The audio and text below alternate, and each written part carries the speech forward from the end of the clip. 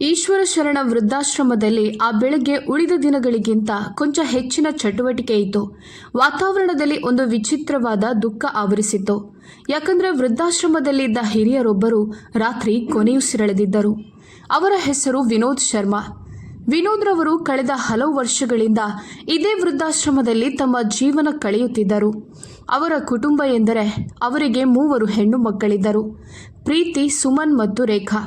3 ವಿದ್ಯಾವಂತೆಯರು. ತಮ್ಮ ತಮ್ಮ ನಗರಗಳಲ್ಲಿ ಉತ್ತಮ ಕೆಲಸ ಮಾಡುತ್ತಾ ತಮ್ಮ ಕುಟುಂಬಗಳಲ್ಲಿ ಬ್ಯುಸಿಯಾಗಿದ್ದರು.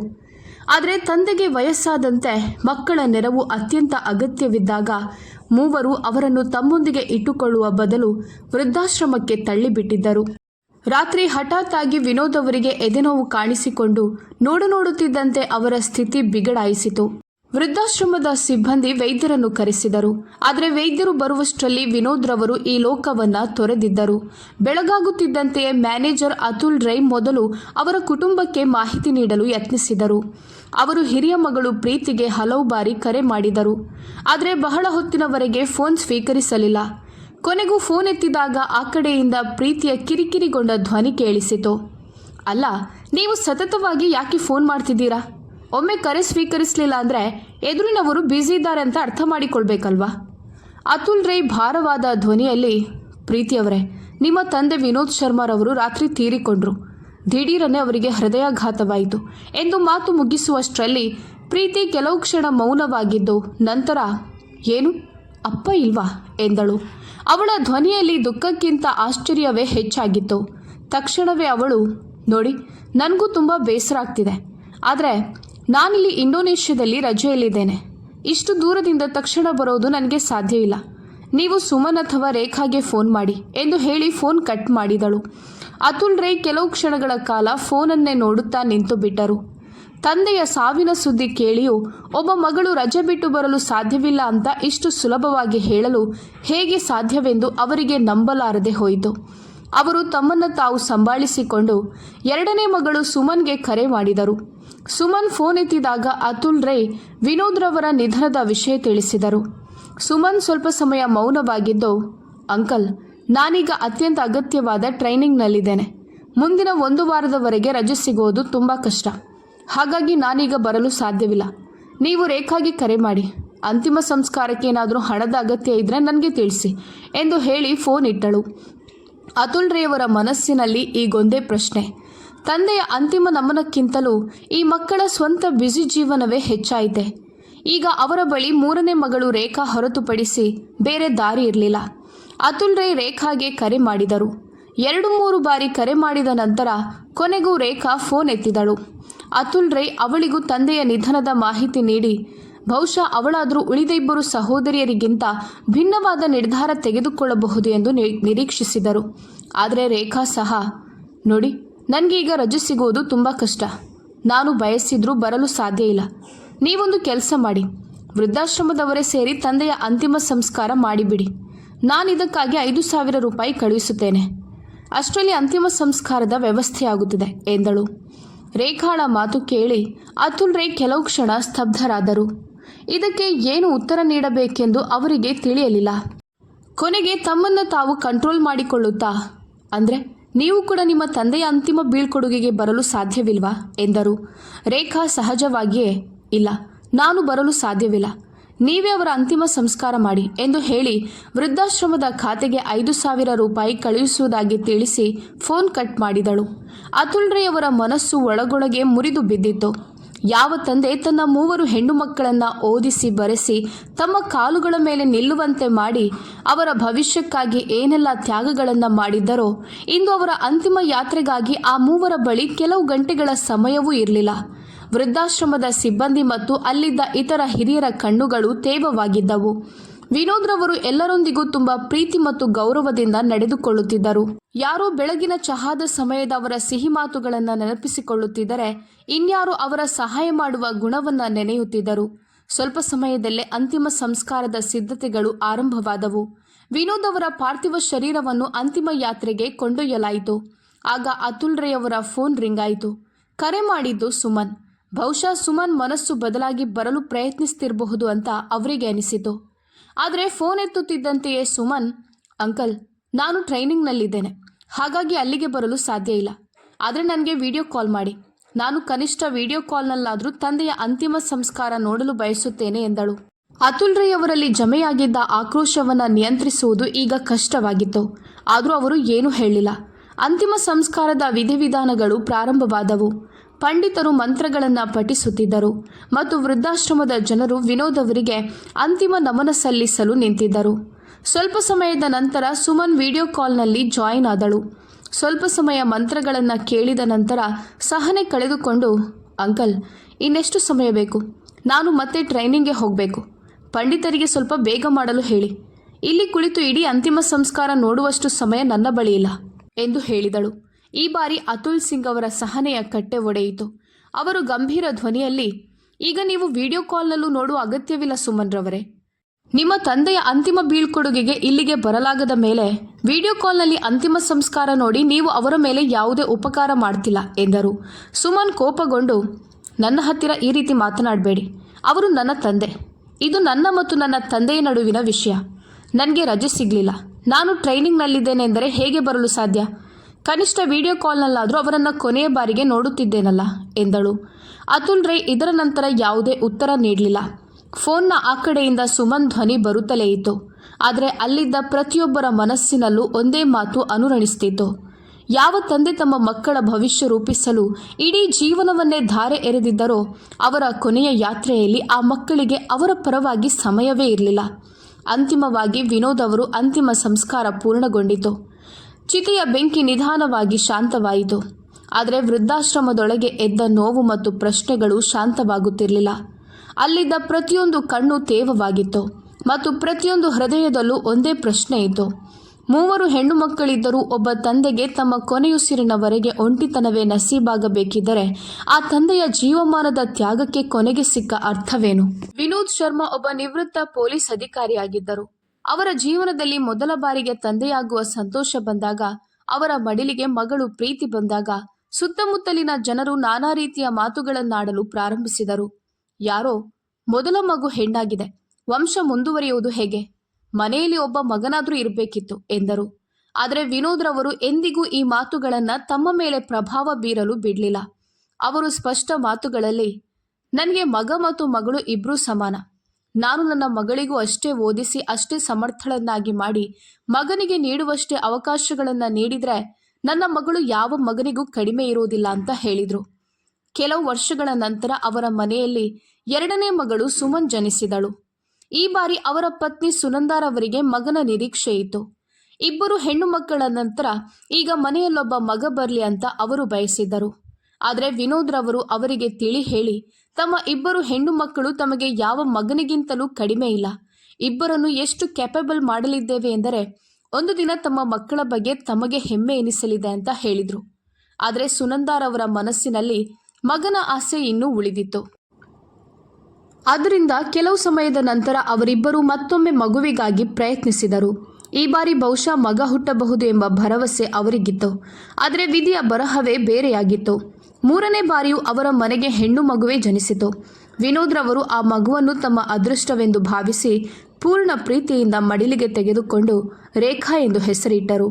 ತಮ್ಮ ಮನೆಗೆ ಮಗ ಹುಟ್ಟಲಿಲ್ಲವಲ್ಲ ಎಂಬ ಕೊರಗನ್ನು ಅವರೆಂದಿಗೂ ಭಾವಿಸಲಿಲ್ಲ. 3 ಹೆಣ್ಣು ಮಕ್ಕಳವರ ಪ್ರಪಂಚವಾದರು.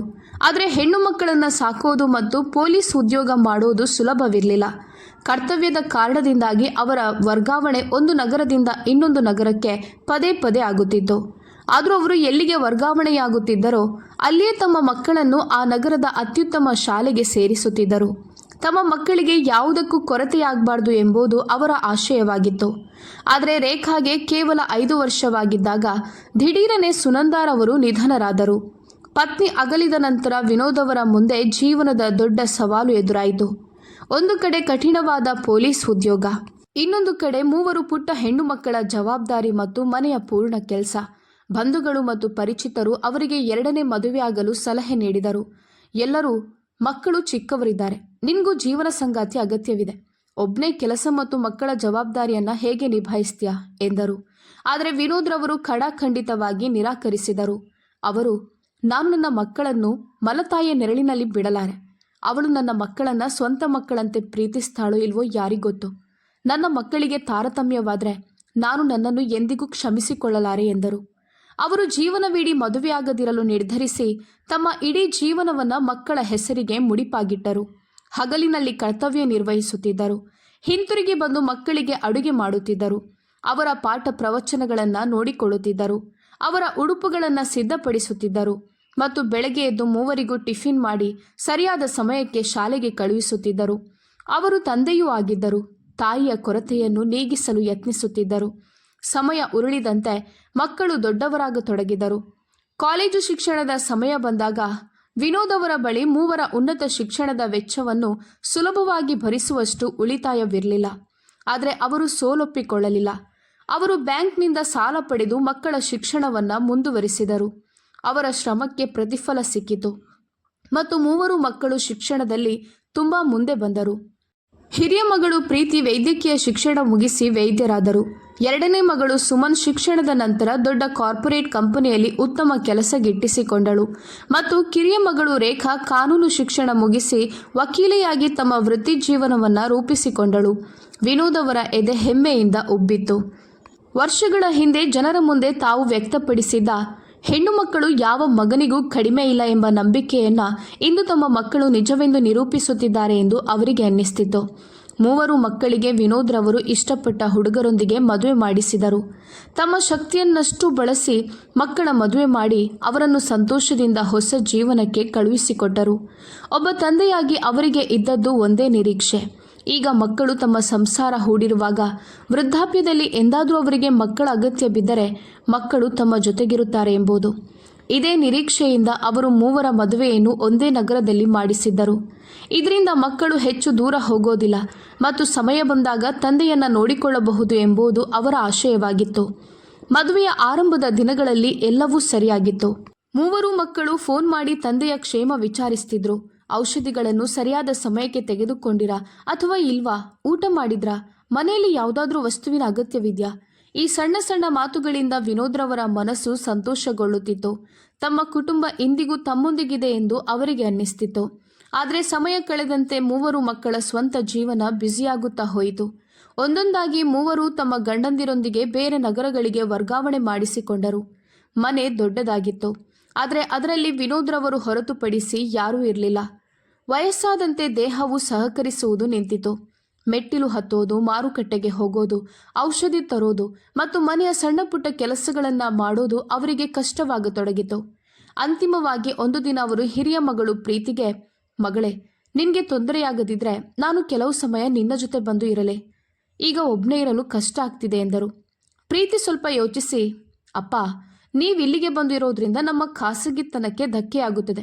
ನಾವು ಇದೇ ಕಾರಣಕ್ಕೆ ಬೇರೆ ನಗರಕ್ಕೆ ವರ್ಗಾವಣೆ ಮಾಡಿಸಿಕೊಂಡಿದ್ದೇವೆ. ಮನೆಯಲ್ಲಿ ಪ್ರತಿ ಬಾರಿಯೂ ಯಾರಾದರೂ ಇರೋದ್ರಿಂದ ನಮ್ಮ ಜೀವನದಲ್ಲಿ ಸಾಕಷ್ಟು ಬದಲಾವಣೆಗಳಾಗುತ್ತವೆ ಎಂದಳು. ವಿನೋದ್ ರವರು ಏನೂ ಹೇಳಲಿಲ್ಲ. ಸುಮನ್ ತಮ್ಮನ್ನು ತಮ್ಮ ಬಳಿಗೆ ಕರೆಸಿಕೊಳ್ಳಬಹುದು ಅಂತ ಅವರಿಗೆ ಅನಿಸಿತು. ಆದರೆ ಸುಮನ್ ಕೂಡ ತನ್ನ ಕೆಲಸದ ಒತ್ತಡದ ನೆಪವೊಡ್ಡಿ, ಅಪ್ಪ, ನನ್ನ ಉದ್ಯೋಗ ಮತ್ತು ಮನೆ ಎರಡರ ಜವಾಬ್ದಾರಿಯೂ ಹೆಚ್ಚಾಗಿದೆ. ನಾನು ನಿಮಗೆ ಸಮಯ ನೀಡಲು ಸಾಧ್ಯವಿಲ್ಲ. ನೀವು ನನ್ನ ಬಳಿಗೆ ಬಂದರೂ ಹೆಚ್ಚಿನ ಸಮಯ ಒಂಟಿಯಾಗಿ ಇರಬೇಕಾಗುತ್ತದೆ. ಹಾಗಾಗಿ ನೀವು ಅಲ್ಲೇ ಇರೋದು ನಿಮಗೆ ಒಳ್ಳೆಯದು ಎಂದಳು. ಈಗ ವಿನೋದ್ ರವರ ಕಿರಿಯ ಮಗಳು ರೇಖಾ ಮೇಲೆ ಭರವಸೆ ಇಟ್ಟರು. ಆದರೆ ಅವಳ ಉತ್ತರವು ಭಿನ್ನವಾಗಿರಲಿಲ್ಲ. ಅವಳು, ಅಪ್ಪ, ನನ್ನ ಕೆಲಸದ ಕಾರಣದಿಂದ ನಾನು ಆಗಾಗ್ಗೆ ಕ್ಲೈಂಟ್ಸ್ಗಳ ಕೆಲಸದ ಮೇಲೆ ಹೊರಗೆ ಹೋಗಬೇಕಾಗುತ್ತದೆ. ನಾನು ನಿಮ್ಮ ಜೊತೆ ಇದ್ದು ನಿಮ್ಮನ್ನು ನೋಡಿಕೊಳ್ಳಲು ಸಾಧ್ಯವಿಲ್ಲ ಎಂದಳು. ಮೂವರು ಮಕ್ಕಳ ಮಾತುಗಳನ್ನು ಕೇಳಿದ ನಂತರ ವಿನೋದ್ ರವರಿಗೆ ಹೇಳಲು ಏನೂ ಉಳಿಯಲಿಲ್ಲ. ಅವರು ತಮ್ಮ ಮಕ್ಕಳ ಮೇಲೆ ಹೊರೆಯಾಗಲು ಬಯಸಲಿಲ್ಲ. ಕೆಲವು ದಿನಗಳ ಕಾಲ ಒಂಟಿಯಾಗಿರಲು ಯತ್ನಿಸಿದರು. ಆದರೆ ಹೆಚ್ಚುತ್ತಿರುವ ವಯಸ್ಸು ಮತ್ತು ಕ್ಷೀಣಿಸುತ್ತಿರುವ ದೇಹದಿಂದಾಗಿ ಇದು ಸಾಧ್ಯವಾಗಲಿಲ್ಲ. ಅಂತಿಮವಾಗಿ ಮೂವರು ಮಕ್ಕಳು ಸೇರಿ ತಂದೆಯನ್ನು ಹತ್ತಿರದ ಈಶ್ವರ ಶರಣ ವೃದ್ಧಾಶ್ರಮಕ್ಕೆ ಸೇರಿಸಲು ನಿರ್ಧರಿಸಿದರು. ವಿನೋದ್ ರವರು ಭಾರವಾದ ಮನಸ್ಸಿನಿಂದ ಒಪ್ಪಿಕೊಂಡರು. ಅವರ ಬಳಿ ಬೇರೆ ಯಾವುದೇ ದಾರಿಯೂ ಇರಲಿಲ್ಲ. ವೃದ್ಧಾಶ್ರಮಕ್ಕೆ ಬಂದು ತಲುಪಿದ ನಂತರ ಅವರಿಗೆ ಅಲ್ಲಿದ್ದ ಇತರ ಹಿರಿಯರ ಸಹವಾಸ ಸಿಕ್ಕಿತು. ಅವರು ತಮ್ಮ ಪಿಂಚಣಿಯಿಂದಲೇ ತಮ್ಮ ಖರ್ಚುಗಳನ್ನು ನೋಡಿಕೊಳ್ಳುತ್ತಿದ್ದರು ಮತ್ತು ಅಗತ್ಯವಿದ್ದ ಇತರ ಹಿರಿಯರಿಗೂ ನೆರವಾಗುತ್ತಿದ್ದರು. ಆದರೆ ಅವರ ಹೃದಯದಲ್ಲಿದ್ದ ಕುಟುಂಬದ ಕೊರತೆ ಸದಾ ಹಾಗೇ ಇತ್ತು. ಅವರು ಆಗಾಗ ತಮ್ಮ ಮಕ್ಕಳನ್ನು ನೆನಪಿಸಿಕೊಳ್ಳುತ್ತಾ, ಯಾವುದಾದ್ರೂ ದಿನ ಮಕ್ಕಳು ತಮ್ಮನ್ನು ನೋಡಲು ಬರಬಾರದೆ, ತಮ್ಮ ಪುಟ್ಟ ಮೊಮ್ಮಕ್ಕಳೊಂದಿಗೆ ಸ್ವಲ್ಪ ಸಮಯ ಕಳೆಯುವಂತಾಗಬಾರ್ದೆ. ಮಕ್ಕಳು ಮತ್ತೆ ಮೊದಲಿನಂತೆ, ಅಪ್ಪ, ಊಟ ಮಾಡಿದ್ರಾ ಇಲ್ವಾ, ಎಂದು ಕೇಳಬಾರದೆ ಅಂತ ಯೋಚಿಸ್ತಿದ್ರು. ಆರಂಭದಲ್ಲಿ ಅಪರೂಪಕ್ಕೊಮ್ಮೆ ಮಕ್ಕಳು ಫೋನ್ ಕರೆಗಳು ಬರುತ್ತಿದ್ದವು. ಆದರೆ ನಿಧಾನವಾಗಿ ಕರೆಗಳು ಕಡಿಮೆಯಾಗಿ ಕೊನೆಗೆ ಸಂಪೂರ್ಣವಾಗಿ ನಿಂತೇ ಹೋದವು. ಆದರೂ ವಿನೋದ್ರವರು ದೂರುತ್ತಿರಲಿಲ್ಲ. ಅವರಿಗೆ ತಮ್ಮ ಮಕ್ಕಳ ಮೇಲೆ ಯಾವುದೇ ದೂರು ದುಮ್ಮಾನಗಳಿರಲಿಲ್ಲ. ತಮ್ಮ ಮಕ್ಕಳು ತಮ್ಮ ತಮ್ಮ ಜೀವನದಲ್ಲಿ ಸಂತೋಷವಾಗಿರಲಿ ಎಂದಷ್ಟೇ ಅವರು ಮನಸ್ಸಿನಲ್ಲೇ ಹಾರೈಸುತ್ತಿದ್ದರು. ಒಂದು ವೇಳೆ ನೀವು ವಿನೋದ್ ಅವರ ನೋವನ್ನು ಅರ್ಥ ಮಾಡಿಕೊಳ್ಳುತ್ತಿದ್ದರೆ ಈಗಲೇ ನಿಮ್ಮ ಅನಿಸಿಕೆಗಳನ್ನು ಕಮೆಂಟ್ ಮಾಡಿ ಖಂಡಿತ ತಿಳಿಸಿ. ಹೆಣ್ಣು ಮಕ್ಕಳು ತಮ್ಮ ತಂದೆಯೊಂದಿಗೆ ಹೀಗೆ ನಡೆದುಕೊಂಡದ್ದು ಎಷ್ಟರ ಮಟ್ಟಿಗೆ ಸರಿ? ಈ ಕಥೆ ನಿಮ್ಮ ಹೃದಯಕ್ಕೆ ಮುಟ್ಟಿದರೆ ಇದನ್ನು ತಪ್ಪದೇ ಲೈಕ್ ಮಾಡಿ ಮತ್ತು ನಮ್ಮ ಚಾನೆಲ್ಗೆ ಸಬ್ಸ್ಕ್ರೈಬ್ ಆಗೋದನ್ನು ತೀರಾ ಮರಿಬೇಡಿ. ಯಾಕಂದರೆ ನಿಜ ಏನಂದರೆ ನಮ್ಮ ವಿಡಿಯೋ ನೋಡುವವರಲ್ಲಿ 1% ಜನರು ಕೂಡ ಚಾನೆಲ್ಗೆ ಸಬ್ಸ್ಕ್ರೈಬ್ ಮಾಡೋದಿಲ್ಲ. ನಿಮ್ಮ ಒಂದು ಸಣ್ಣ ಸಬ್ಸ್ಕ್ರಿಪ್ಷನ್ ನಮಗೆ ಅತ್ಯಂತ ಮೌಲ್ಯಯುತವಾಗಿದೆ ಮತ್ತು ಇಂತಹದ್ದೇ ನೈಜ ಭಾವನಾತ್ಮಕ ಹಾಗೂ ಹೃದಯ ಸ್ಪರ್ಶಿ ಕಥೆಗಳನ್ನು ನಿಮ್ಮ ಮುಂದೆ ತರಲು ನಮಗೆ ಪ್ರೇರಣೆ ನೀಡುತ್ತದೆ. ಆದ್ದರಿಂದ ಚಾನೆಲ್ ಸಬ್ಸ್ಕ್ರೈಬ್ ಮಾಡಿ ನಮ್ಮ ಉತ್ಸಾಹ ಹೆಚ್ಚಿಸಿ ಮತ್ತು ಕಥೆಯ ಕೊನೆಯವರೆಗೂ ನಮ್ಮೊಂದಿಗಿರಿ. ಸಮಯ ತನ್ನ ಪಾಡಿಗೆ ಸಾಗುತ್ತಿತ್ತು ಮತ್ತು ಅಂತಿಮವಾಗಿ ವೃದ್ಧಾಪ್ಯವು ಅವರ ದೇಹವನ್ನು ಸಂಪೂರ್ಣವಾಗಿ ಕ್ಷೀಣಗೊಳಿಸಿತು. ಒಂದು ರಾತ್ರಿ ಹಠಾತ್ ಆಗಿ ಅವರ ಆರೋಗ್ಯ ಬಿಗಡಾಯಿಸಿತು ಮತ್ತು ಅವರು ಈ ಜಗತ್ತಿಗೆ ಶಾಶ್ವತವಾಗಿ ವಿದಾಯ ಹೇಳಿದರು. ಯಾವ ತಂದೆ ತಮ್ಮ 3 ಮಕ್ಕಳಿಗಾಗಿ ಜೀವನವಿಡೀ ಹೋರಾಡಿದ್ದರೋ, ಅವರ ಕನಸುಗಳನ್ನು ನನಸು ಮಾಡಲು ತಮ್ಮ ಸಂತೋಷಗಳನ್ನೇ ತ್ಯಾಗ ಮಾಡಿದ್ದರೋ, ಇಂದು ಅವರ ಅಂತಿಮ ಯಾತ್ರೆಯಲ್ಲಿ ಆ 3 ಮಕ್ಕಳು ಹಾಜರಿರಲಿಲ್ಲ. ಯಾರ ಬಳಿಯೂ ರಜೆ ಇರಲಿಲ್ಲ, ಯಾರ ಬಳಿಯೂ ಸಮಯವಿರಲಿಲ್ಲ ಮತ್ತು ಯಾರ ಬಳಿಯೂ ತಮ್ಮ ತಂದೆಗಾಗಿ ಕೆಲವು ಗಂಟೆಗಳನ್ನು ವಿನಿಯೋಗಿಸುವ ಇಚ್ಛೆಯೂ ಇರಲಿಲ್ಲ. ವಿನೋದ್ ಶರ್ಮಾ ಅವರ ಜೀವನದ ಅತಿದೊಡ್ಡ ಪ್ರಶ್ನೆ ಅವರ ಚಿತೆಯ ಬೆಂಕಿಯೊಂದಿಗೆ ಗಾಳಿಯಲ್ಲೇ ತೇಲಿ ಹೋಯಿತು. ವಿನೋದ್ ರವರು ತಮ್ಮ ವೃದ್ಧಾಶ್ರಮದ ಕೊನೆಯ ವರ್ಷಗಳಲ್ಲಿ ಎಷ್ಟೋ ಜನ ಹಿರಿಯರನ್ನ ನೋಡಿದ್ದರು. ಮಕ್ಕಳಿದ್ದು ಸಹ ಅವರು ಒಂಟಿತನದ ಜೀವನ ನಡೆಸಲು ಮಜಬೂರಾಗಿದ್ದರು. ಯಾರದೋ ಮಗ ನನ್ನ ಬಳಿ ಸಮಯವಿಲ್ಲ ಅಂತ ಮನೆಯಿಂದ ದೂರ ತಳ್ಳಿದ್ದರೆ, ಇನ್ಯಾರೋ ಮಗಳು ತನ್ನ ಸಂಸಾರದ ನೆಪ ಹೇಳಿ ಹೆತ್ತವರಿಂದ ದೂರವಾಗಿದ್ದಳು. ಈ ಹಿರಿಯರ ಕಥೆಗಳನ್ನು ಕೇಳಿ ಕೇಳಿ ವಿನೋದ್ ರವರಿಗೆ ತಮ್ಮ ಸ್ವಂತ ಮಕ್ಕಳ ಮೇಲಿದ್ದ ನಂಬಿಕೆಯು ನಿಧಾನವಾಗಿ ಕುಸಿದು ಬಿದ್ದಿತ್ತು. ಮಗನಿರಲಿ ಅಥವಾ ಮಗಳಿರಲಿ, ಕೆಲ ಮಕ್ಕಳಿಗೆ ತಮ್ಮ ವೃದ್ಧ ಹೆತ್ತವರು ಜವಾಬ್ದಾರಿಯ ಬದಲು ಹೊರೆಯಾಗಿ ಕಾಣಲು ಪ್ರಾರಂಭಿಸಿದಾಗ ಅವರನ್ನು ತಮ್ಮಿಂದ ದೂರ ಮಾಡಲು ಯಾವುದಾದ್ರೊಂದು ನೆಪ ಹುಡುಕೇ ತೀರುತ್ತಾರೆ ಎಂಬುದು ಅವರಿಗೆ ಅರ್ಥವಾಗತೊಡಗಿತು. ವಿನೋದ್ ರವರು ತಮ್ಮ ಇಡೀ ಜೀವನವನ್ನು ತಾನು ಹೆಣ್ಣು ಮಕ್ಕಳಿಗೆ ಗಂಡು ಮಕ್ಕಳಿಗಿಂತ ಹೆಚ್ಚಿನ ಪ್ರೀತಿ ಮತ್ತು ಗೌರವ ನೀಡಿದ್ದೇನೆ, ಆದ್ದರಿಂದ ವೃದ್ಧಾಪ್ಯದಲ್ಲಿ ನನ್ನ ಮಕ್ಕಳು ನನಗೆ ಆಸರೆಯಾಗುತ್ತಾರೆ ಎಂಬ ನಂಬಿಕೆಯಲ್ಲೇ ಕಳೆದಿದ್ದರು. ಆದರೆ ಜೀವನದ ಕೊನೆಯ ಹಂತದಲ್ಲಿ ಅವರಿಗೆ ಅರಿವಾಗಿದ್ದು ಏನೆಂದರೆ, ತಮ್ಮ ಮಕ್ಕಳನ್ನು ಕೆಪಬಲ್ ಮಾಡುವಲ್ಲಿ ತಾವು ಯಾವುದೇ ಕೊರತೆ ಇರಲಿಲ್ಲ. ಆದರೆ ಬಹುಶಃ ಹೆತ್ತವರ ಕಡೆಗಿನ ಜವಾಬ್ದಾರಿಯನ್ನು ನಿರ್ವಹಿಸುವುದನ್ನು ಅವರಿಗೆ ಕಲಿಸಲು ಸಾಧ್ಯವಾಗಲಿಲ್ಲ. ಇದೇ ಅಪೂರ್ಣ ನಂಬಿಕೆ, ಒಂಟಿತನ ಮತ್ತು ಮನಸ್ಸಿನಲ್ಲಿ ಅಡಗಿದ್ದ ನೋವನ್ನೇ ತಮ್ಮೊಂದಿಗೆ ಕೊಂಡೊಯ್ದು ವಿನೋದ್ ಶರ್ಮಾ ಈ ಜಗತ್ತಿನಿಂದ ನಿರ್ಗಮಿಸಿದರು. ವಿನೋದ್ ಶರ್ಮಾ ಅವರು ತೀರಿಕೊಂಡು ಸುಮಾರು 1 ತಿಂಗಳು ಕಳೆದಿತ್ತು. ಅವರ ಮಕ್ಕಳು ತಮ್ಮ ತಮ್ಮ ಜೀವನಕ್ಕೆ ಮರಳಿ ತಂದೆಯ ಅಂತಿಮ ಬೀಳ್ಕೊಡುಗೆಯನ್ನು ಮರೆತು ಮುಂದೆ ಸಾಗಿದ್ದರು. ಆದರೆ ಒಂದು ದಿನ ಹಠಾತ್ ಆಗಿ 3 ಮನೆಗೂ ಒಂದೊಂದು ಕಾನೂನು ನೋಟಿಸ್ ತಲುಪಿತು. ಪ್ರೀತಿ ನೋಟಿಸ್ ತೆರೆದಾಗ ಅವಳ ಕಣ್ಣುಗಳು ಕೆಲವು ಕ್ಷಣಗಳ ಕಾಲ ಅದನ್ನೇ ದಿಟ್ಟಿಸುತ್ತಿದ್ದವು. ಅದರಲ್ಲಿ ಬ್ಯಾಂಕ್ ಮತ್ತು ಸುಮಾರು 1 ಕೋಟಿ ಮೊತ್ತದ ಉಲ್ಲೇಖವಿತ್ತು. ಇದೇ ರೀತಿ ಸುಮನ್ ಮತ್ತು ರೇಖಾಗೂ ಅದೇ ನೋಟಿಸ್ ತಲುಪಿತ್ತು. 3 ಪರಸ್ಪರ ಫೋನ್ನಲ್ಲಿ ಮಾತನಾಡಿದಾಗ ಅವರ ಮನಸ್ಸಿನಲ್ಲಿ ಬಂದ ಮೊದಲ ಆಲೋಚನೆ ಎಂದರೆ ತಂದೆ ತಮ್ಮ ಹಿಂದೆ ಕೋಟಿಗಟ್ಟಲೆ ಆಸ್ತಿಯನ್ನು ಬಿಟ್ಟು ಹೋಗಿದ್ದಾರೆ ಎಂಬುದು. ಅವರು ನೋಟಿಸ್ನಲ್ಲಿದ್ದ ಸಂಖ್ಯೆಗೆ ತಕ್ಷಣ ಸಂಪರ್ಕಿಸಿದರು. ಫೋನ್ ಎತ್ತಿದ ವ್ಯಕ್ತಿಯ ಹೆಸರು ಸುರೇಂದ್ರನಾಥ್. ಸುಮಾರು 70 ವರ್ಷದ ವಯೋವೃದ್ಧ ವಕೀಲರಾಗಿದ್ದ ಅವರು ಒಮ್ಮೆ ವಿನೋದ್ ಅವರ ಅತ್ಯಂತ ಆತ್ಮೀಯ ಮಿತ್ರರಾಗಿದ್ದರು. ಸುರೇಂದ್ರನಾಥ್ 3 ನಿಮ್ಮ ತಂದೆ ಈ ಲೋಕ ತೊರೆಯುವ ಮುನ್ನ ತಮ್ಮ ಕೆಲವು ವಾರಸುದಾರಿಕೆಯನ್ನು ಬಿಟ್ಟು ಹೋಗಿದ್ದಾರೆ. ಅವರ ಕೊನೆಯ ಆಸ್ತಿ ತಮ್ಮ 3 ಮಕ್ಕಳಿಗೆ ಖಂಡಿತ ತಲುಪಬೇಕು ಅಂತ ಅವರು ಹೇಳಿದ್ದರು ಎಂದರು. ಇದನ್ನು ಕೇಳುತ್ತಿದ್ದಂತೆ 3 ಮುಖದಲ್ಲೂ ಮೆರುಗು ಬಂದಿತು. ತಂದೆ ಹೋಗ್ತಾ ಹೋಗ್ತಾ ತಮಗಾಗಿ ಕೋಟಿಗಟ್ಟಲೆ ರೂಪಾಯಿ ಆಸ್ತಿ ಬಿಟ್ಟು ಹೋಗಿದ್ದಾರೆ ಅಂತ ಅವರಿಗೆ ಅನಿಸಿತು. ಸುರೇಂದ್ರನಾಥ್ ಅವರನ್ನು ಭೇಟಿಯಾಗಲು ಕರೆದಾಗ ತಂದೆಯ ಸಾವಿನ ಸಮಯದಲ್ಲಿ ವೃದ್ಧಾಶ್ರಮದವರೆಗೆ ಬರಲು ಸಮಯವಿಲ್ಲದಿದ್ದ ಆ 3 ಬಳಿ ತಕ್ಷಣವೇ ಸಮಯ ಸಿಕ್ಕಿಬಿಟ್ಟಿತು. 3 ಮಾತನಾಡಿಕೊಂಡು ಮಾರನೇ ದಿನವೇ ಆ ನಗರಕ್ಕೆ ತಲುಪಲು ನಿರ್ಧರಿಸಿದರು. ಸುರೇಂದ್ರನಾಥ್ ಮನಸ್ಸಿನಲ್ಲೇ ಹಣದ ಹೆಸರು ಕೇಳುತ್ತಿದ್ದಂತೆ ಮನುಷ್ಯನ ನಡವಳಿಕೆಯ ಬಣ್ಣ ಎಷ್ಟು ಬೇಗ ಬದಲಾಗುತ್ತದೆ ಎಂದು ಯೋಚಿಸುತ್ತಿದ್ದರು. ಹೋಟೆಲೊಂದರ ಕೊಠಡಿಯಲ್ಲಿ 3 ಸಹೋದರಿಯರು ಭೇಟಿಯಾಗಿ ಒಂದು ವೇಳೆ ನಿಜವಾಗಿಯೂ 1 ಕೋಟಿ ಆಸ್ತಿ ಇದ್ದರೆ ಅದನ್ನು ಹೇಗೆ ಹಂಚಿಕೊಳ್ಳೋದು ಅಂತ ಚರ್ಚಿಸಲು ಪ್ರಾರಂಭಿಸಿದರು. ಪ್ರೀತಿ, ನನಗೆ ಅನಿಸುವಂತೆ ಅಪ್ಪ ನಮ್ಮ 3 ಬಿಟ್ಟು ಹೋಗಿರೋದ್ರಿಂದ ಮೂವರಿಗೂ ಸಮನಾಗಿ ಹಂಚಿಕೆಯಾಗಬೇಕು ಎಂದಳು. ಆಗ ಸುಮನ್, ಸಮನಾಗಿ ಯಾಕೆ? ನಾನು ಅಪ್ಪನ ಅಂತಿಮ ಸಂಸ್ಕಾರಕ್ಕೆ 5,000 ರೂಪಾಯಿ ನೀಡಿದ್ದೆ, ಹಾಗಾಗಿ ನನ್ನ ಪಾಲು ಸ್ವಲ್ಪ ಹೆಚ್ಚಿರಬೇಕು ಎಂದಳು. ರೇಖಾ ತಕ್ಷಣವೇ, ನಿಮ್ಮಿಬ್ಬರಿಗೂ ಅಪ್ಪನ ಅಂತಿಮ ಸಂಸ್ಕಾರಕ್ಕೆ ಹೋಗೋದು ಕೂಡ ಅಗತ್ಯವೆನಿಸಲಿಲ್ಲ. ನಾನು ಆದರೂ ಕನಿಷ್ಠ ವಿಡಿಯೋ ಕಾಲ್ನಲ್ಲಾದರೂ ಅವರ ಅಂತಿಮ ಸಂಸ್ಕಾರವನ್ನು ನನ್ನ ಕಣ್ಣಾರೆ ನೋಡಿ ಆ ದುಃಖವನ್ನು ಅನುಭವಿಸಿದ್ದೇನೆ. ಹಾಗಾಗಿ ನನ್ನ ಪಾಲು ನಿಮ್ಮಿಬ್ಬರಿಗಿಂತ ಹೆಚ್ಚಿರಬೇಕು ಅಂತ ಪ್ರತ್ಯುತ್ತರ ನೀಡಿದಳು. ಕೆಲವೇ ಕ್ಷಣಗಳಲ್ಲಿ ಮೂವರು ಸಹೋದರಿಯರು ಆ ಆಸ್ತಿಯ ವಿಚಾರವಾಗಿ ಜಗಳವಾಡಲು ತೊಡಗಿದರು. ಕೊನೆಗೆ ತಂದೆ ಏನು ಬರೆದಿಟ್ಟಿದ್ದಾರೋ ಅದನ್ನೇ ಒಪ್ಪಿಕೊಳ್ಳೋದು ಅಂತ ನಿರ್ಧರಿಸಿದರು. ಮಾರನೇ ದಿನ ಮೂವರು ಸುರೇಂದ್ರನಾಥ್ ಅವರ ಕಚೇರಿಗೆ ತಲುಪಿದರು. ದಪ್ಪ ದಪ್ಪ ಕಾನೂನು ಪುಸ್ತಕಗಳಿಂದ ತುಂಬಿದ ಆ ಹಳೆಯ ಕಚೇರಿ ಗಂಭೀರತೆಯ ಮುಸುಕು ಹೊದ್ದಂತಿತ್ತು. ಸುಮಾರು 70 ವರ್ಷದ ಸುರೇಂದ್ರನಾಥ್ ದಪ್ಪ ಕನ್ನಡಕ ಧರಿಸಿ ತಮ್ಮ ಮೇಜಿನ ಹಿಂದೆ ಕುಳಿತಿದ್ದರು. ಮೂವರನ್ನು ಎದುರಿಗೆ ನೋಡಿ ಅವರು ಒಂದು ಕ್ಷಣ ಅವರತ್ತ ಕಣ್ಣೆತ್ತಿ ನೋಡಿದರು. ಆದರೆ ಅವರ ಮುಖಗಳನ್ನು ನೋಡುತ್ತಿದ್ದಂತೆ ವಿನೋದ್ ಅವರ ಕೊನೆಯ ಯಾತ್ರೆಯ ದೃಶ್ಯ ಕಣ್ಣ ಮುಂದೆ ಹಾದು ಹೋದಂತಾಯಿತು. ಅವರು ಏನೂ ಹೇಳದೆ ತಮ್ಮ ದೃಷ್ಟಿಯನ್ನ ಫೈಲ್ಗಳತ್ತ ನೆಟ್ಟರು. ಮೂವರ ಮುಖವು ಮತ್ತೆ ಅರಳಿತು. ಈಗ ಬ್ಯಾಂಕ್ ಅಧಿಕಾರಿಗಳು ಬರುತ್ತಾರೆ, ದಾಖಲೆಗಳನ್ನು ತೋರಿಸ್ತಾರೆ ಮತ್ತು ತಮಗೆ ಕೋಟಿಗಟ್ಟಲೆ ಆಸ್ತಿ ಸಿಗಲಿದೆ ಅಂತ ಅವರಿಗೆ ಅನಿಸಿತು. ಕೆಲವೇ ಕ್ಷಣಗಳಲ್ಲಿ ಇಬ್ಬರು ಬ್ಯಾಂಕ್ ಅಧಿಕಾರಿಗಳು ಅಲ್ಲಿಗೆ ಬಂದರು. ಸುರೇಂದ್ರನಾಥ್ ವಿನೋದ್ ಅವರ ಫೈಲನ್ನ ಅವರ ಮುಂದಿಟ್ಟು ನಂತರ ಮೂವರು ಮಕ್ಕಳತ್ತ ನೋಡಿ, ನಿಮ್ಮ ತಂದೆಯ ಜೀವನದ ಅತ್ಯಂತ ಪ್ರಮುಖ ಭಾಗ ಬಹುಶಃ ನಿಮ್ಗ್ಯಾರಿಗೂ ತಿಳಿದೇ ಇಲ್ಲ. ನಿಮ್ಮ ತಂದೆ ನಿಮ್ಮ ಮೂವರ ಶಿಕ್ಷಣದಲ್ಲೂ ಯಾವುದೇ ಕೊರತೆ ಇರಲಿಲ್ಲ ಎಂಬುದು ನಿಮ್ಗಂತೂ ನೆನಪಿರ್ಬೋದು.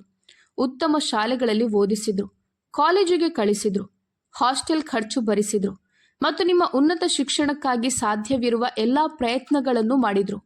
ಆದರೆ ಒಬ್ಬ ಸಾಮಾನ್ಯ ಸರ್ಕಾರಿ ವೇತನ ಪಡೆಯುವ ಪೊಲೀಸ್ ಅಧಿಕಾರಿ ಇಷ್ಟೊಂದು ದೊಡ್ಡ ಖರ್ಚನ್ನ ಹೇಗೆ ಭರಿಸಲು ಸಾಧ್ಯ ಅಂತ ನೀವು ಎಂದಾದರೂ ಯೋಚಿಸಿದ್ರಾ ಎಂದರು. ಮೂವರು ಸಹೋದರಿಯರು ಪರಸ್ಪರ ಮುಖ ನೋಡಿಕೊಳ್ಳತೊಡಗಿದರು. ಸುರೇಂದ್ರನಾಥ್ ಮುಂದುವರಿದು, ನಿಮ್ಮ ತಂದೆಯ ಉದ್ಯೋಗದ ಸಂಬಳ, ಮೂವರು ಹೆಣ್ಣು ಮಕ್ಕಳ ದುಬಾರಿ ಶಿಕ್ಷಣ, ಹಾಸ್ಟೆಲ್, ಪುಸ್ತಕಗಳು ಮತ್ತು ಇತರ ಖರ್ಚುಗಳನ್ನು ಸುಲಭವಾಗಿ ಭರಿಸುವಷ್ಟಿರಲಿಲ್ಲ. ಆದರೆ ಅವರು ನಿಮ್ಮ ಶಿಕ್ಷಣವನ್ನು ಎಂದಿಗೂ ನಿಲ್ಲಿಸಲಿಲ್ಲ. ಉಳಿತಾಯ ತೀರಿದಾಗ ಅವರು ಬ್ಯಾಂಕ್ನಿಂದ ಸಾಲ ಪಡೆದರು. ಈ ಸಾಲವನ್ನು ಅವರು ತಮ್ಮ ಸುಖಕ್ಕಾಗಿ ಅಲ್ಲ, ಬದಲಾಗಿ ನಿಮ್ಮ ಮೂವರ ಭವಿಷ್ಯಕ್ಕಾಗಿ ಪಡೆದಿದ್ದರು ಎಂದರು. ಇದನ್ನು ಕೇಳಿ ಕೊಠಡಿಯಲ್ಲಿ ತಕ್ಷಣವೇ ಮೌನ ಆವರಿಸಿತು. ಸುರೇಂದ್ರನಾಥ್ ಬ್ಯಾಂಕ್ ಅಧಿಕಾರಿಗಳತ್ತ ನೋಡಿ ನಂತರ ಗಂಭೀರ ಧ್ವನಿಯಲ್ಲಿ, ವಿನೋದ್ ರವರು ತಮ್ಮ ಇಡೀ ಜೀವನವನ್ನು ನಿಮ್ಮನ್ನು ಕೆಪೇಬಲ್ ಮಾಡಲು ಮುಡಿಪಾಗಿಟ್ಟಿದ್ದರು. ದೊಡ್ಡ ಮಗಳನ್ನು ವೇದ್ಯೆಯನ್ನಾಗಿ ಮಾಡಲು ಅವರು ಸಾಲ ಪಡೆದರು. ಎರಡನೇ ಮಗಳು ತನ್ನಿಷ್ಟದ ಕ್ಷೇತ್ರದಲ್ಲಿ ಉನ್ನತ ಶಿಕ್ಷಣ ಪಡೆಯಲಿ ಮತ್ತು ಕಿರಿಯ ಮಗಳು ಕಾನೂನು ಶಿಕ್ಷಣ ಮುಗಿಸಲಿ ಅಂತ ಶ್ರಮಿಸಿದ್ರು. ಒಂದು ದಿನ ತಮ್ಮ ಹೆಣ್ಣು ಮಕ್ಕಳು ತಮ್ಮ ಕಾಲುಗಳ ಮೇಲೆ ನಿಂತು ತಮಗೆ ಆಸರೆಯಾಗುತ್ತಾರೆ ಅಂತ ಅವರು ಭಾವಿಸಿದ್ದರು. ಆದರೆ ಈಗ ವಿನೋದ್ ರವರು ಈ ಲೋಕದಲ್ಲಿ ಇಲ್ಲ. ಸಾಲ ಅವರ ಹೆಸರಿನಲ್ಲಿತ್ತು.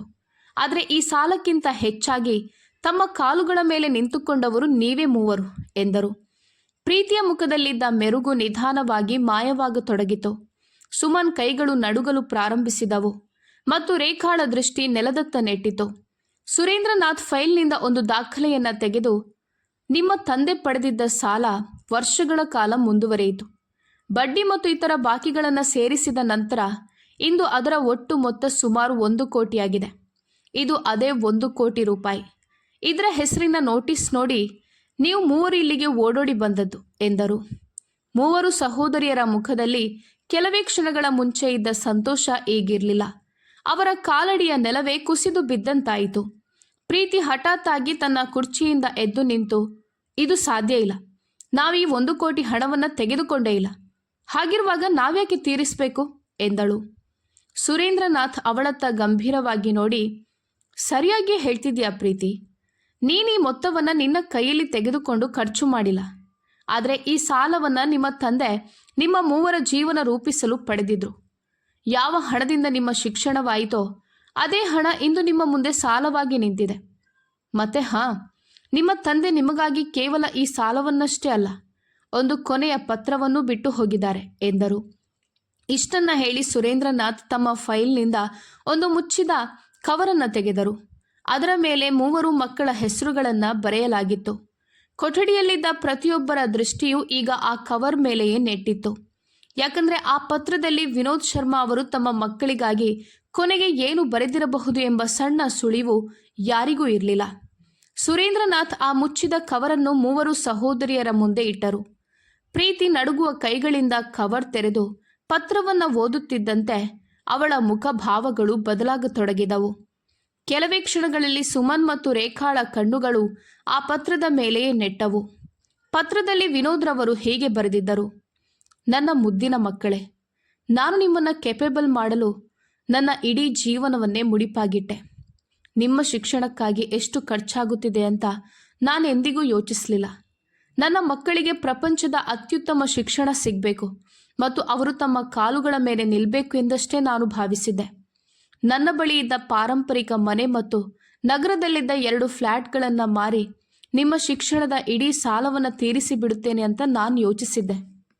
ಆದರೆ ನನ್ನ ಮಿತ್ರ ಸುರೇಂದ್ರನಾಥ್ ನನಗೆ ತಿಳಿ ಹೇಳಿ, ಈಗಲೇ ಆಸ್ತಿ ಪಾಸ್ತಿ ಮಾರುವ ಬದಲು ಬ್ಯಾಂಕ್ನಿಂದ ಲೋನ್ ಪಡೆದು 3 ಶಿಕ್ಷಣ ಪೂರ್ಣಗೊಳಿಸು.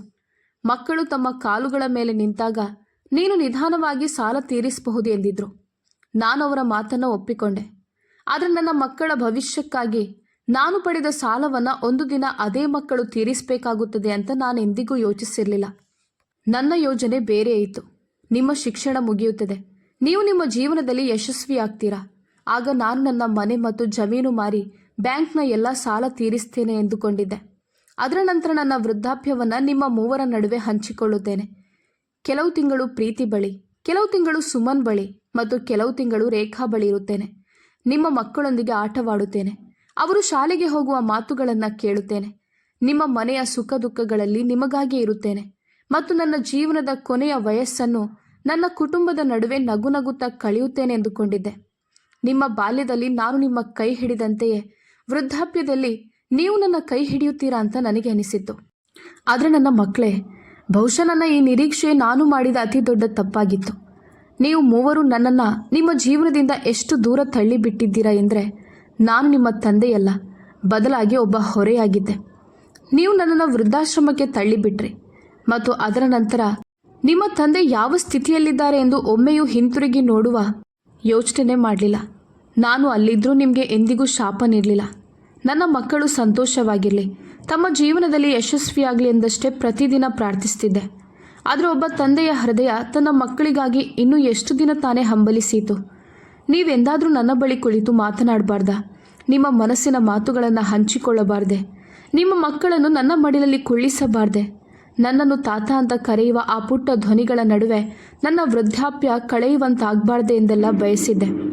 ಆದರೆ ಇದೆಲ್ಲವೂ ನನ್ನ ಹಣೆಬರಹದಲ್ಲಿ ಇರಲಿಲ್ಲ. ಅದಕ್ಕಾಗಿಯೇ ಸಾಲ ತೀರಿಸಲು ಕಾಯ್ದಿರಿಸಿದ್ದ ಆ ಪಾರಂಪರಿಕ ಮನೆ ಮತ್ತು 2 ಫ್ಲ್ಯಾಟ್ಗಳನ್ನು ನಾನು ವೃದ್ಧಾಶ್ರಮದ ಹೆಸರಿಗೆ ಬರೆದಿಟ್ಟಿದ್ದೇನೆ. ಈಗ ನನ್ನ ಆಸ್ತಿಯಲ್ಲಿ ನಿಮಗಾಗಿ ಯಾವುದೇ ಮನೆ, ಜಮೀನು ಅಥವಾ ಕೋಟಿಗಟ್ಟಲೆ ಹಣ ಉಳಿದಿಲ್ಲ. ನಿಮ್ಮನ್ನು ಕೆಪೇಬಲ್ ಮಾಡಲು ನಾನು ಪಡೆದಿದ್ದ ಸಾಲವನ್ನು ಮಾತ್ರ ನಿಮಗಾಗಿ ಬಿಟ್ಟು ಹೋಗ್ತಿದ್ದೇನೆ.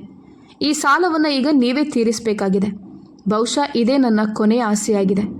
ನನ್ನ ಇಡೀ ಜೀವನವನ್ನೇ ನಿಮಗಾಗಿ ನೀಡಿ ಮಕ್ಕಳನ್ನು ಕೆಪೇಬಲ್ ಮಾಡಲು ಹೆತ್ತವರು ಎಷ್ಟು ಶ್ರಮ ಪಡುತ್ತಾರೆ ಎಂಬುದನ್ನು ನಾನು ನಿಮಗೆ ಕಲಿಸಿದೆ. ಈಗ ಜವಾಬ್ದಾರಿಗಳ ಹೊರೆ ಎಷ್ಟಿರುತ್ತದೆ ಎಂಬುದನ್ನು ನೀವೇ ಸ್ವತಃ ಅನುಭವಿಸಿ ತಿಳಿಯಿರಿ. ಆಗ ಬಹುಶಃ ಅದೇ ಮಕ್ಕಳು ತಮ್ಮ ಹೆತ್ತವರನ್ನು ಅನಾಥರನ್ನಾಗಿ ಬಿಟ್ಟಾಗ ಅವರ ಹೃದಯಕ್ಕೆ ಎಷ್ಟರ ಮಟ್ಟಿಗೆ ನೋವಾಗುತ್ತದೆ ಎಂಬುದು ನಿಮಗೆ ಅರ್ಥವಾಗ್ಬೋದು. ಪತ್ರದ ಕೊನೆಯ ಸಾಲನ್ನು ಓದುತ್ತಿದ್ದಂತೆ ಪ್ರೀತಿಯ ಕಣ್ಣುಗಳಿಂದ ಕಣ್ಣೀರು ಹರಿಯತೊಡಗಿತು. ಸುಮನ್ ತನ್ನ ಮುಖವನ್ನು ಕೈಗಳಲ್ಲಿ ಮುಚ್ಚಿಕೊಂಡು ಕುಳಿತು ಬಿಟ್ಟಳು ಮತ್ತು ರೇಖಾ ನಿರಂತರವಾಗಿ ಆ ಪತ್ರವನ್ನೇ ನೋಡುತ್ತಿದ್ದಳು. ತಮ್ಮ ಜೀವನವಿಡೀ ತಮಗಾಗಿ ಎಲ್ಲವನ್ನೂ ನೀಡಿದ ತಂದೆ ಹೋಗ್ತಾ ಹೋಗ್ತಾ ತಮಗಾಗಿ ಇಂತಹ ನಿರ್ಧಾರ ತೆಗೆದುಕೊಂಡು ಹೋಗಿದ್ದಾರೆ ಎಂಬುದನ್ನು ನಂಬಲು ಅವಳಿಗೆ ಸಾಧ್ಯವಾಗುತ್ತಿರಲಿಲ್ಲ. ಆದರೆ ಅವರ ಕಣ್ಣೀರಿಗಿಂತಲೂ ದೊಡ್ಡ ಚಿಂತೆ ಈಗ ಅವರ ಮುಂದೆ ನಿಂತಿದ್ದ 1 ಕೋಟಿ ಸಾಲದ್ದಾಗಿತ್ತು. 3 ಸುರೇಂದ್ರನಾಥ್ ಅವರೊಂದಿಗೆ ಸಾಕಷ್ಟು ವಾದ ಮಾಡಿದರು. ಇದು ನಮ್ಮ ಸಾಲವಲ್ಲ, ತಂದೆ ಪಡೆದದ್ದು. ಹಾಗಿರುವಾಗ ನಾವ್ಯಾಕೆ ತೀರಿಸಬೇಕು ಎಂದರು. ಆದರೆ ಸುರೇಂದ್ರನಾಥ್ ಶಾಂತ ಧ್ವನಿಯಲ್ಲಿ ಅವರಿಗೆ ಎಲ್ಲ ಕಾನೂನು ದಾಖಲೆಗಳನ್ನು ವಿವರಿಸಿ ಈ ಸಾಲವನ್ನು ಅವರ ಶಿಕ್ಷಣ ಮತ್ತು ಭವಿಷ್ಯಕ್ಕಾಗಿ ಪಡೆಯಲಾಗಿತ್ತು ಎಂಬುದನ್ನು, ಅದಕ್ಕೆ ಸಂಬಂಧಿಸಿದಂತೆ ವಿನೋದ್ರವರು ತಮ್ಮ ಆಸ್ತಿಯನ್ನು ಸುರಕ್ಷಿತವಾಗಿರಿಸಿದ್ದರು ಎಂಬುದನ್ನು ತಿಳಿಸಿದರು. ಅಂತಿಮವಾಗಿ ಎಲ್ಲ ದಾಖಲೆಗಳ ಪರಿಶೀಲನೆಯ ನಂತರ ಸಾಲದ ಜವಾಬ್ದಾರಿಯನ್ನು 3 ಸಹೋದರಿಯರಿಗೆ ಸಮನಾಗಿ ಹಂಚಲು ನಿರ್ಧರಿಸಲಾಯಿತು. ಈಗ ಪ್ರತಿ ತಿಂಗಳು ಅವರ ಗಳಿಕೆಯ ಬಹುದೊಡ್ಡ ಭಾಗ ಬ್ಯಾಂಕ್ ಕಂತು ತೀರಿಸುವುದಕ್ಕೆ ಹೋಗತೊಡಗಿತು. ಕೆಲವೇ ತಿಂಗಳುಗಳಲ್ಲಿ ಅವರ ಆರ್ಥಿಕ ಸ್ಥಿತಿ ಮೊದಲಿನಂತಿರಲಿಲ್ಲ. ದುಬಾರಿ ಖರ್ಚುಗಳಿಗೆ ಕಡಿತ ಹಾಕಬೇಕಾಯಿತು. ತಮ್ಮ ಹಲವು ಆಸೆಗಳನ್ನು ಮುಂದೂಡಬೇಕಾಯಿತು. ಮತ್ತು ಪ್ರತಿ ತಿಂಗಳು ಸಂಬಳ ಬಂದ ತಕ್ಷಣವೇ ಮೊದಲು ಬ್ಯಾಂಕ್ ಕಂತಿನ ಲೆಕ್ಕಾಚಾರ ಮಾಡಬೇಕಾಯಿತು. ಆಗ ಅವರಿಗೆ ಮೊದಲ ಬಾರಿಗೆ ಅರ್ಥವಾಗತೊಡಗಿತು. ತಮ್ಮ ತಂದೆ ತಮ್ಮ ಜೀವನದ ಪ್ರತಿಯೊಂದು ಸುಖವನ್ನು ಹಿಂದೆ ತಳ್ಳಿ ತಮ್ಮ ಶಿಕ್ಷಣದ ಖರ್ಚನ್ನು ಹೇಗೆ ಭರಿಸಿರಬಹುದು ಎಂಬುದು. ಸೀಮಿತ ಆದಾಯವಿದ್ದ ತಂದೆ ಎಂದಿಗೂ ಮಕ್ಕಳ ಶಾಲಾ ಫೀಸಿಗಾಗಿ ತೊಂದರೆಯಾಗಲು ಬಿಡಲಿಲ್ಲ. ಉತ್ತಮ ಶಾಲೆ, ಉತ್ತಮ ಕಾಲೇಜು, ಹಾಸ್ಟೆಲ್, ಪುಸ್ತಕಗಳು, ಬಟ್ಟೆಗಳು ಮತ್ತು ಇತರ ಅಗತ್ಯಗಳು ಪ್ರತಿಯೊಂದನ್ನು ಅವರು ತಮ್ಮ ಶಕ್ತಿಗಿಂತ ಮಿಗಿಲಾಗಿ ಮಾಡಿದ್ದರು. ತಾವು ಸ್ವತಃ ಎಷ್ಟು ಅಭಾವದಲ್ಲಿದ್ದಿರಬಹುದು, ಎಷ್ಟು ಆಸೆಗಳನ್ನು ಹಸಿ ಮಾಡಿಕೊಂಡಿರಬಹುದು ಮತ್ತು ಎಷ್ಟು ರಾತ್ರಿಗಳನ್ನು ಚಿಂತೆಯಲ್ಲೇ ಕಳೆದಿರಬಹುದು ಎಂಬುದರ ಅರಿವು ಈಗ ಆ ಮೂವರು ಸಹೋದರಿಯರಿಗಾಗಿತ್ತು. ತಾವು ಚಿಕ್ಕವರಿದ್ದಾಗ ತಂದೆ ತಮ್ಮ ಅಗತ್ಯಗಳನ್ನು ಬದಿಗೊತ್ತಿ ತಮಗಾಗಿ ವಸ್ತುಗಳನ್ನು ಖರೀದಿಸುತ್ತಿದ್ದುದು, ತಾವು ಅನಾರೋಗ್ಯಕ್ಕೀಡಾದಾಗ ಇಡೀ ರಾತ್ರಿ ತಮ್ಮ ತಲೆಬೆಂಬಲವಾಗಿ ಕುಳಿತಿರುತ್ತಿದ್ದುದು ಮತ್ತು ಶಿಕ್ಷಣಕ್ಕೆ ಹಣದ ಅಗತ್ಯವಿದ್ದಾಗ ಯಾವುದೇ ದೂರು ದುಮ್ಮಾನವಿಲ್ಲದೆ ವ್ಯವಸ್ಥೆ ಮಾಡುತ್ತಿದ್ದುದು ಎಲ್ಲವೂ ಈಗ ಅವರಿಗೆ ನೆನಪಾಗತೊಡಗಿತು. ಇಂದು ಅದೇ ತಂದೆ ಅವರ ಬಳಿ ಇರಲಿಲ್ಲ. ಪಶ್ಚಾತ್ತಾಪ ಅವರ ಒಳಗೊಳಗೆ ಪ್ರತಿದಿನ ಹೆಚ್ಚಾಗುತ್ತಿತ್ತು. ಆದರೆ ಈಗ ಆ ಪಶ್ಚಾತ್ತಾಪವನ್ನು ಕೇಳಿಸಿಕೊಳ್ಳುವವರು ಯಾರೂ ಇರಲಿಲ್ಲ. ಅವರು ಬಯಸಿದ್ರೂ ತಮ್ಮ ತಂದೆಯ ಬಳಿ ಕ್ಷಮೆ ಕೇಳಲು ಸಾಧ್ಯವಿರಲಿಲ್ಲ. ಅವರ ಪಾದಗಳಿಗೆ ಬಿದ್ದು, ಅಪ್ಪ, ನಮ್ಮನ್ನು ಕ್ಷಮಿಸಿಬಿಡಿ, ನಾವು ನಿಮ್ಮನ್ನು ಅರ್ಥ ಮಾಡಿಕೊಳ್ಳಲಿಲ್ಲ ಎಂದು ಹೇಳಲು ಸಾಧ್ಯವಿರಲಿಲ್ಲ. ಈಗ ಅವರ ಬಳಿ ಇದ್ದದ್ದು ಕೇವಲ ಆ ಪತ್ರ, ತಂದೆಯ ಕೆಲವು ಹಳೆಯ ಭಾವಚಿತ್ರಗಳು ಮತ್ತು ಅವರ ಹೆಸರಿನಲ್ಲಿ ಬಿಟ್ಟು ಹೋದ 1 ಕೋಟಿ ರೂಪಾಯಿ ಸಾಲ ಮಾತ್ರ. ಮೂವರು ಸಹೋದರಿಯರು ಈಗ ಪ್ರತಿ ತಿಂಗಳು ಆ ಸಾಲದ ಕಂತು ತೀರಿಸುತ್ತಾ, ನಾವು ನಿಧಾನವಾಗಿ ಸಾಲ ತೀರಿಸುತ್ತಿರುವಂತೆಯೇ ತಂದೆಗೆ ಮಾಡಿದ ಅಪರಾಧದ ಭಾರವು ಎಂದಾದರೂ ಸ್ವಲ್ಪ ಕಡಿಮೆಯಾಗಬಹುದೇ ಅಂತ ಯೋಚಿಸುತ್ತಿದ್ದರು. ಆದರೆ ಹೃದಯದ ಯಾವುದೋ ಮೂಲೆಯಲ್ಲಿ ಹಣದ ಸಾಲವನ್ನೇನೋ ತೀರಿಸಬಹುದು, ಆದರೆ ತಮ್ಮ ಇಡೀ ಜೀವನವನ್ನೇ ತಮಗಾಗಿ ನೀಡಿದ ತಂದೆಯೊಂದಿಗೆ ಕಳೆಯಬೇಕಿದ್ದ ಕೊನೆಯ ಕೆಲವು ವರ್ಷಗಳ ಸಾಲವನ್ನು ಬಹುಶಃ ಎಂದಿಗೂ ತೀರಿಸಲು ಸಾಧ್ಯವಿಲ್ಲ ಎಂಬ ಸತ್ಯ ಅವರಿಗೆ ಸದಾ ಚುಚ್ಚುತ್ತಲೇ ಇತ್ತು. ಹಾಗಾದರೆ ಸ್ನೇಹಿತರೆ, ವಿನೋದ್ರವರು ತಮ್ಮ ಮಕ್ಕಳ ವಿಷಯದಲ್ಲಿ ತೆಗೆದುಕೊಂಡ ನಿರ್ಧಾರ ಸರಿಯಾಗಿತ್ತಾ? ನಿಮ್ಮ ಅನಿಸಿಕೆಗಳನ್ನು ಕಾಮೆಂಟ್ ಮಾಡಿ ಖಂಡಿತ ತಿಳಿಸಿ. ಈ ಕತೆ ನಿಮಗೆ ಇಷ್ಟವಾಗಿದ್ದರೆ ಲೈಕ್ ಮಾಡಿ ಮತ್ತು ನಮ್ಮ ಚಾನೆಲ್ಗೆ ಸಬ್ಸ್ಕ್ರೈಬ್ ಆಗೋದನ್ನು ಮರಿಬೇಡಿ. ನಿಮ್ಮ ಒಂದು ಸಬ್ಸ್ಕ್ರಿಪ್ಷನ್ ಇಂತಹದ್ದೇ ನೈಜ, ಭಾವನಾತ್ಮಕ ಹಾಗೂ ಹೃದಯ ಸ್ಪರ್ಶಿ ಕತೆಗಳನ್ನು ನಿಮ್ಮ ಮುಂದೆ ತರಲು ನಮಗೆ ಪ್ರೇರಣೆ ನೀಡುತ್ತದೆ. ಹೋಗುವ ಮುನ್ನ ನಿಮ್ಮ ನಗರದ ಹೆಸರನ್ನು ಕಾಮೆಂಟ್ನಲ್ಲಿ ಖಂಡಿತ ಬರೆಯಿರಿ. ನಮ್ಮ ವಿಡಿಯೋ ಪ್ರಪಂಚದ ಯಾವ ಮೂಲೆಯಲ್ಲಿ ವೀಕ್ಷಿಸಲ್ಪಡುತ್ತಿದೆ ಎಂದು ತಿಳಿಯಲು ನಮಗೆ ತುಂಬ ಸಂತೋಷವಾಗುತ್ತಿದೆ.